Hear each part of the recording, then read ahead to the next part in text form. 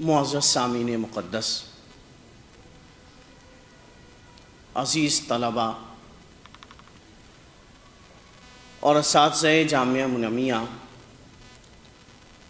اور یہاں باہر سے تشریف لائے مہمانان کرام اور بالخصوص سید شاہ شکیل اعظمی صاحب قبلہ، السلام علیکم ورحمۃ اللہ وبرکاتہ۔ الحمد للہ الذی خلق الانسان وعلمہ البیان، والصلاة والسلام علی من انزل علیہ القرآن وعلی آلہ واصحابہ الذین اتبعوہم الی یوم القیامة بإحسان، اما بعد فاعوذ باللہ من الشیطان الرجیم، بسم اللہ الرحمن الرحیم۔ یا ایہا الذین آمنوا اتقوا اللہ وکونوا مع الصادقین، صدق اللہ العظیم وبلغنا رسولہ النبی الکریم، ونحن علی ذلک لمن الشاہدین والشاکرین والحمد للہ رب العالمین۔ سبھی حضرات مل کر ایک بار آقائی و مرشدی و مولائی جناب احمد مجتبیٰ محمد مصطفیٰ صلی اللہ تعالی علیہ وآلہ وسلم کی بارگاہ میں ایک بار درود پاک پڑھ لیں۔ اللہم صلی علی سیدنا و مولانا محمد طب القلوب و دوائها وعافیت الابدان و شفائها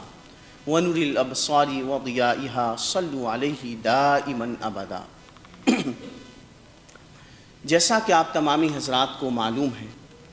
کہ آج ہمارا اور آپ کا یہاں اکٹھے ہو کر کے جمع ہونا، یہ ایک عظیم ہستی اور ایک عظیم اس خانقاہ کے چراغ کی یاد میں ہے کہ جن کی شب و روز یاد الہی اور کردار مصطفیٰ صلی اللہ علیہ وآلہ وسلم کا نمونہ تھا، اور جنہوں نے ایک عرصہ دراز تک اس خانقاہ کی خدمت انجام دی۔ میری مراد سید شاہ رضی الدین حسین منعمی، جن کی یاد میں ہم اور آپ یہاں اکٹھا ہوئے اور ان کی حیات سے کچھ سیکھنے کے لیے ہم اور آپ یہاں پر جمع ہوئے، اور نیکوں کی یاد سے اللہ تبارک و تعالی خوش ہوتا ہے۔ جب ہم اپنے بزرگوں کو یاد کرتے ہیں تو اللہ تبارک و تعالیٰ کا خاص فضل و کرم ہوتا ہے جب ہم اللہ کے نیک بندوں کا ذکر کرتے ہیں۔ جب ہم اللہ کے نیک بندوں کا ذکر کرتے ہیں، ان کی یاد کرتے ہیں، تو اللہ تبارک و تعالیٰ بھی ہمارے ذکر کے خاطر کسی اور کا انتظام و انصرام فرماتا ہے۔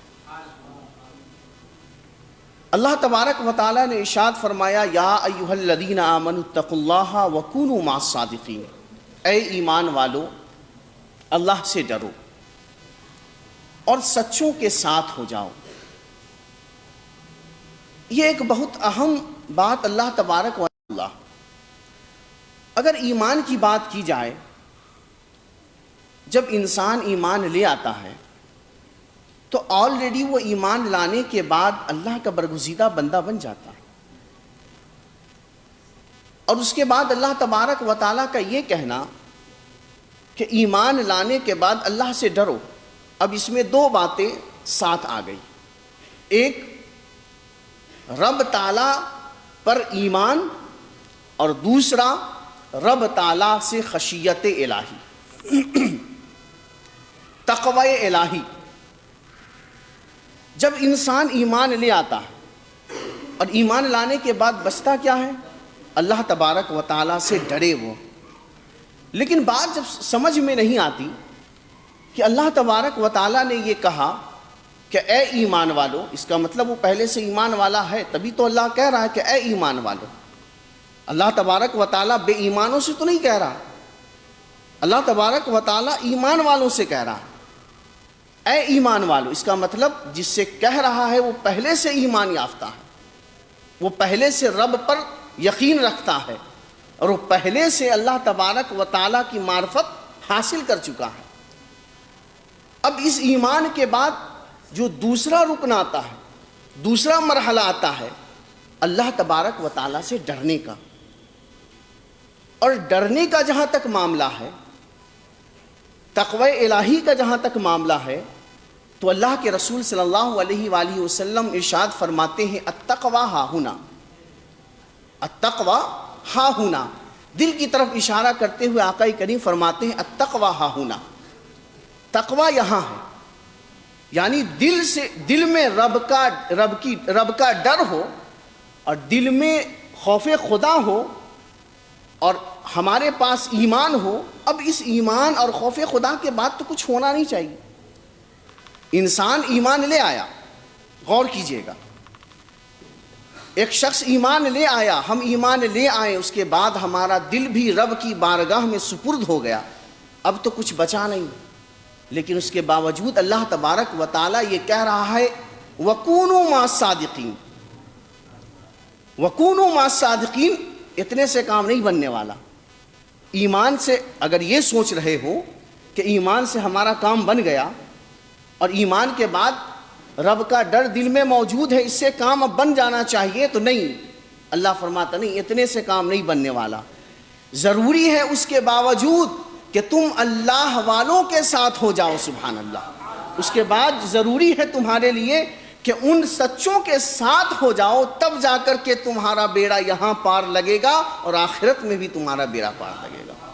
تو صرف ایمان اور تقوی کافی نہیں، ایمان اور تقوی کے بعد جو ضروری اور اہم ہے کہ ہم سچوں کے ساتھ، اولیاء اللہ کے ساتھ، ولیوں کے ساتھ ہم ہو جائیں، نیکوں کے ساتھ ہو جائیں، تب جا کر کے ہمارا بیڑا یہاں اور وہاں پار لگے گا۔ اللہ کے رسول صلی اللہ علیہ وآلہ وسلم کی ایک خصلت تھی کہ اللہ کے رسول صلی اللہ علیہ وآلہ وسلم اپنا کام خود سے کیا کرتے تھے۔ نبی آخر الزماں صلی اللہ تعالی علیہ وآلہ وسلم کے تعلق سے ایک حدیث میں سیدہ عائشہ رضی اللہ تعالی عنہا سے پوچھا گیا، سئلت عائشہ رضی اللہ عنہا ما کان یصنع النبی صلی اللہ علیہ وسلم فی بیتہ، سیدہ عائشہ رضی اللہ تعالی عنہا سے پوچھا گیا کہ ام المؤمنین آپ ذرا بتائیں کہ نبی پاک صلی اللہ علیہ وآلہ وسلم جب گھر میں ہوتے تو کیا کرتے تھے؟ تو سیدہ عائشہ رضی اللہ تعالی عنہا ام المؤمنین، ہماری والدہ، ان کا جواب سنیں، اور پھر اس کے بعد میں بتاؤں گا کہ جب انسان کسی سے محبت کرتا ہے، جب انسان کسی سے محبت کرتا ہے تو اس کے کردار اور اس کے افعال کو اپنے دل میں بسا لیتا ہے، اس کے کردار اس کے ہو جاتے ہیں۔ تو سیدہ عائشہ فرماتی ہے کہ نبی پاک صلی اللہ علیہ وآلہ وسلم کیا کرتے تھے، یہ جاننا چاہتے ہو؟ سیدہ عائشہ فرماتی ہے کہ کان یکون فی محنت اہلہ، سبحان اللہ، فرماتی ہے کہ نبی پاک صلی اللہ علیہ وآلہ وسلم، آج دنیا یہ سوچتی ہے کہ ہم اتنے بڑے ہو کر کے گھر کا کام کریں، گھر والوں کے، اپنی بیوی اور اپنی اہلیہ کے کاموں میں ہاتھ بٹائیں، اسے یہاں تک بھی گوارا نہیں ہوتا کہ ہم اپنا کام کریں۔ نہیں، میں ایک مرد ہوں، میری یہ شان نہیں کہ میں عورتوں کے کام میں دخل اندازی کروں، ان کا جو کام ہے وہی کریں گی، میں نہیں کر سکتا۔ لیکن آج ہمیں اپنے پیغمبر اعظم کی ان کے افعال سے، ان کے کردار سے ہمیں کچھ سیکھنے کی ضرورت ہے۔ ہمیں اس ذہنیت کو آج دور کرنے کی ضرورت ہے، اور ہماری جو مینٹالٹی ایک زمانے سے بنی آ رہی ہے اس کو ختم کرنے کی ضرورت ہے، اور اس حدیث کو سن کر اپنی اس ذہنیت کو اسلام کی طرف لے کر آئیں۔ سیدہ عائشہ فرماتی ہیں کہ کان یکون فی محنت اہلہ، نبی پاک صلی اللہ علیہ وآلہ وسلم جب گھر میں ہوتے تھے تو اپنے گھر والوں کے کام میں ہاتھ بٹایا کرتے تھے، سبحان اللہ، اپنے گھر والوں کے کام میں ہاتھ بٹایا کرتے تھے۔ یہ ایک نبی کی شان ہے۔ آج مسلمانوں کو یہ بدنام کیا جاتا ہے کہ مسلمان جو ہے اپنی اہلیہ اور اپنے گھر والوں کو نوکر سمجھتے ہیں، خود مسند پر بیٹھ کر روٹیاں توڑتے ہیں، نہیں، سنو، ان سب کو میں اسلام کا یہ درس دینا چاہتا ہوں، نبی آخر الزماں کی تاریخ اور ان کی حیات انہیں بتانا چاہتا ہوں کہ نبی پاک ایسے نہیں تھے، بلکہ وہ جب گھر میں ہوتے تھے تو گھر والوں کے کام میں ہاتھ بٹایا کرتے تھے۔ سبحان اللہ۔ اور الحمدللہ جب آپ سید شاہ صفی الدین حسین منعمی کی تاریخ پڑھیں گے، ان کی حیات کی اسٹڈی آپ کریں گے، تو ان کی حیات میں اور ان کی زندگی میں ایک بات یہ نمایاں آپ کو ملے گی کہ الحمدللہ وہ جب تک اپنی حیات میں رہیں،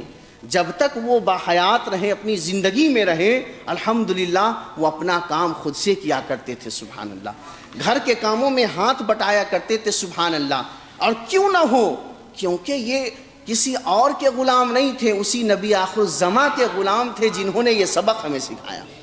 جنہوں نے یہ ہمیں درس دیا کہ تم چاہے جو ہو، تمہارا مقام چاہے جتنا بلند ہو، ارے نبی آخر الزماں کے مقام سے بھی کوئی بڑھ کر کسی کا مقام ہو سکتا؟ کیا ان سے بھی بڑھ کر کوئی سید و سردار ہو سکتا ہے؟ جب نہیں ہو سکتا، اور جب نبی آخر الزماں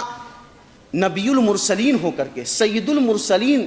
اور سید المرسلین دنیا و آخرت کے سردار ہو کر جب ان کا کردار یہ ہے، جب ان کا افعال یہ ہے، تو